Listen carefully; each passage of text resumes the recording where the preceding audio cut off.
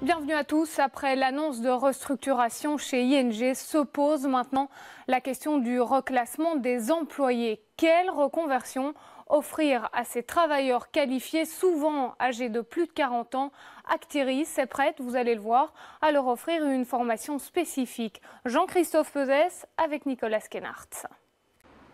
Et pour justifier cette restructuration, la direction d'ING invoque notamment la numérisation. C'est donc une évolution de nos comportements qui est pointée du doigt. Nous effectuons la plupart de nos opérations bancaires depuis notre ordinateur, voire de notre smartphone. Les agences ont-elles encore leur raison d'être? Élément de réponse avec Marie-Noëlle Dinan et Anaïs Le Tiex. Et on en vient maintenant à cette proposition de la ministre francophone de l'égalité des chances. L'organisation de cours de gymnastique mixte dans le secondaire. L'idée, vous allez le voir, fait débat au sein même des élèves. À l'Athénée Joseph Brakops à Anderlecht, les jeunes filles sont plutôt favorables. Les garçons, en revanche, émettent quelques réserves. Pauline Armandet et Nicolas Schenartz. Et la réaction maintenant de la ministre de l'Éducation, Marie-Martine Schins, est opposée à l'idée d'imposer la mixité lors des cours de gymnastique. Elle préfère laisser le choix aux écoles. Marie-Martine Schins qui regrette également l'absence de concertation avec sa collègue de l'égalité des chances. Elle parle d'effet d'annonce. Et on parle encore d'enseignement pour évoquer le pacte d'excellence qui se fait toujours attendre. À la rentrée, Rudy Demotte annonçait qu'une enveloppe de 21 millions d'euros lui serait consacrée. On ne sait pas encore exactement à quoi cet argent va servir. Je vous propose d'écouter le ministre-président de la Fédération Wallonie-Bruxelles. Il était l'invité de l'interview. En bref, cette panne électrique dans la zone de Halle qui perturbe la circulation des trains sur les lignes Bruxelles-Midi-Tournai et Bruxelles-Braine-le-Comte. Les feux de signalisation sont impactés.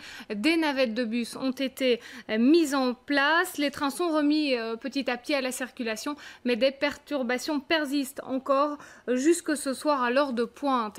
Et puis en bref, encore 2 grenades de la Première Guerre en place le temps de l'opération. Je vous le disais en titre, Saint-Josse passe à la semaine des 4 jours. Le personnel communal travaillera donc bientôt un jour en moins par semaine. Une décision prise hier soir lors du conseil communal. Reste maintenant à déterminer les modalités. Martin Collier. Et on s'intéresse maintenant à l'économie sociale. Le gouvernement bruxellois débloque un budget de 500 000 euros pour booster le secteur. 14 projets sont sélectionnés. Mais de quoi parle-t-on précisément? Les entreprises sont très variées. Cela va de l'alimentation à l'immobilier, en passant par la culture. Yolène de Kerkhove avec Charles Carpro. L'armée recrute l'an prochain.